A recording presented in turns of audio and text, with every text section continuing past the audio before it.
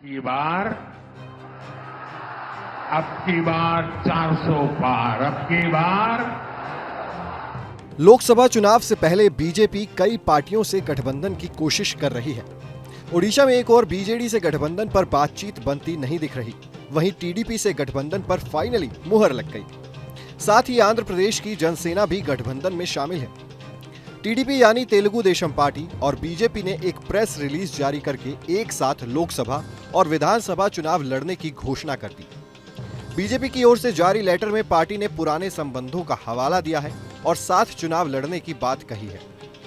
Letter में कहा गया है कि टीडीपी ने 1996 में एनडीए ज्वाइन की थी और अटल जी के समय में साथ काम किया। साल 2014 के चुनाव में भी एनडीए के साथ चुनाव लड़ा था। साल 2019 से पहले चंद्रबाबू नायडू के नेतृत्व वाली टीडीपी गठबंधन से अलग हो गई थी। अगर चुनाव के समीकरण को देखें तो यहां 25 लोकसभा सीटें हैं।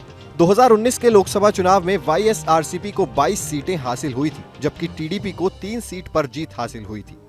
बीजेपी, कांग्रेस, जनसेना और कम्युनिस्ट पार्टी का आंध्र प्रदेश में खाता भी नहीं खुल सका था। 2014 के चुनाव की बात करें तो तब आंध्र प्रदेश और तेलंगाना अलग नहीं हुए थे। इस समय के आंध्र प्रदेश की सीटों की गिनती देखें तो उसमें से टीडीपी को 15 और बीजेपी को 2 सीटें मिली थी। दोनों एक साथ चुनाव में उतरे थे। वाईएसआरसीपी को 8 सीटों पर जीत मिली थी। इसके अलावा जो सीटें थी वो अब तेलंगाना राज्य में जा चुकी हैं। अब 2024 के लोकसभा चुनाव से पहले टीडीपी, जनसेना और बीजेपी फिर साथ आई हैं। कौन कितनी सीटों पर चुनाव लड़ेगा ये अभी पार्टी ने नहीं बताया, लेकिन कुछ मीडिया रिपोर्ट्स का दावा है कि टीडीपी 17, बीजेपी 6 और जनसेना 2 सीटों पर कैंडिडेट्स उतार सकती है। बता दें कि लोकसभा चुनाव की घोषणा कभी भी हो सकती है और बीजेपी दक्षिण के राज्यों में गठबंधन करने पर विशेष फोकस कर रही है। बीजेपी ने इस बार चुनाव में 400 पार का नारा दिया है। बीजेपी का दावा है कि वो खुद 370 और सहयोगी पार्टियों से 30 सीटों से ज्यादा जीतेंगे।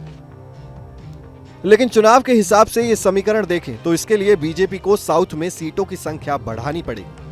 2014 और 2019 के लोकसभा चुनाव में बीजेपी की सफलता का सबसे बड़ा कारण उत्तर भारत के राज्यों में प्रचंड जीत थी। दिल्ली, यूपी, एमपी, गुजरात, राजस्थान, बिहार जैसे राज्यों में बीजेपी को शानदार सफलता मिली थी। ऐसे में अब सीटों की संख्या बढ़ाने के लिए दक्षिण के राज्यों में विशेष फोकस करना पड़ेगा। दक्षिण भारत में आंध्र प्रदेश, कर्नाटक, केरल, तमिलनाडु और तेलंगाना के साथ साथ केंद्र शासित प्रदेश लक्षद्वीप और पुडुचेरी शामिल हैं। इन राज्यों में कुल मिलाकर 131 लोकसभा सीटें आती हैं, जिसमें 2019 के चुनाव में बीजेपी को कुल 29 सीटों पर ही जीत हासिल हुई थी।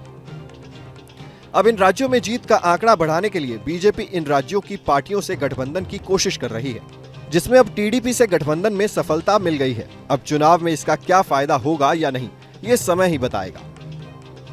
इस वीडियो में इतना ही। ये खबर लिखी है हमारे डेस्क के साथी अपूर्व श्रीवास्तव ने।